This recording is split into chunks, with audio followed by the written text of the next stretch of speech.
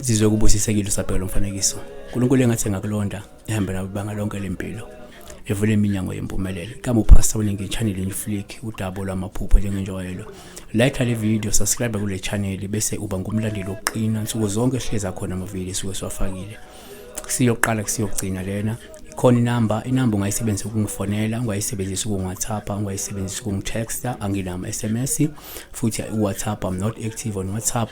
Ukuthi kuyavela ukuthi nginawo akusho ukuthi ngiyawuspanisa.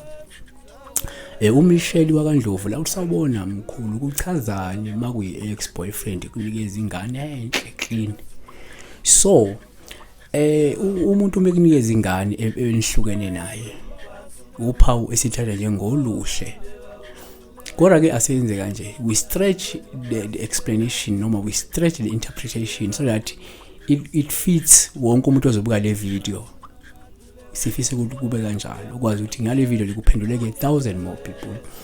So into yokuqala singayisho ukuthi uma uphupha i-ex yakho uphawu luhluma lo wamuntu ekunikeza ingane ikakhulukazi enhle futhi ehlanzekile ngoba ke luvama ukuchaza ukuthi lo muntu lo ufuna mhlawumbe ilungisa izinto phakathi kwenu niphinde mhlawumbe nivuselele nalothando olweni uyabona. Number 2, uma uphupha i-ex yakho uphawu luhluma igwala ngalesikhathi sephupho luvama ukuchaza ukuthi unethuba wena lokuthi ningalungisa izinto futhi ningase nibuyelane kungekudala uma ungathatha isinyathelo sokuzama ukuthi nibuyisane. Number 3, uma uphupha i-ex yakho uphawu luvame ukuchaza lo muntu ufuna ukuxolisa futhi uzimisele ukuthi nilungise amaphutha uma ukuthi mhlawumbe ngesikhathi sephupho kade niqabana yabona noma ningaboni ngasolinye. Kanti futhi uma uphupha i-ex yakho uphawu luhle kakhulu manje nikhuluma ngocingo. Kuvama kube lo muntu mhlawumbe uyakucabanga la khona kungenzeka futhi ukukhumbule kakhulu futhi unesifiso sokuthi mhlawumbe axhumane nawe nilungise uthando lwenu yabona. Uma uphupha i-ex yakho uphawu lubi uma ingcolile ngoba lusho ukuthi lo muntu ubhekene mhlawumbe nenhlupheko, ubhekene nezinkathazo futhi mhlawumbe uthwele kanzima empilweni.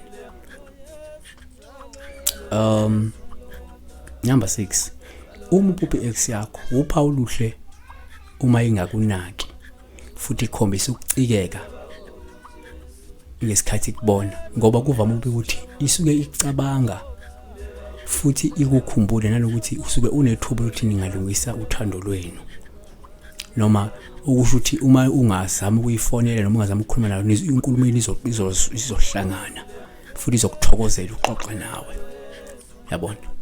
Number 7, uma uphupha i-ex yakho uphawu olubi uma ikujabulela ngesikhathi sephupho ngoba kusho lo muntu uzodinwa kabi noma uzocaswa kakhulu uma ningabonana noma ningadibana noma ke uma ungazama nje ukulungisa izinto phakathi kwenu ngalo ucingo noma unibonana futhi yabona. Number 8, uma uphupha i-ex yakho uphawu luhle uma ikubuka kodwa mhlawumbe ngasho lutho samuntu odiniwe kodwa noma okudinelwe ngoba kusho ukuthi lo muntu ungenzeka ukukhumbule futhi if nanixabene usewehlile nasenolaka selwehlile iphukuphuku liselehlile unemicabango emihle ngawe yabona. Number 9, uma uphupha i-ex yakho uphawu uma inonophele ikhuluphele olusho lo wamuntu angase mhlawumbe abanjwe ukugula noma ke ukubheda nje kwempilo yabona.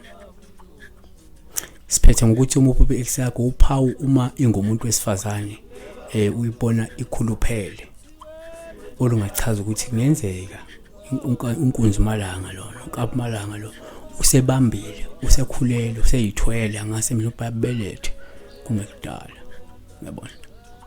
Siyabonga ke uNkulunkulu akakulonde, uNkulunkulu akubusise. Subscribe ku channel, like le video, hamba ubheke namanye ama video, amanye ungawalike amanye ungawabuka. Ngosithela umusa.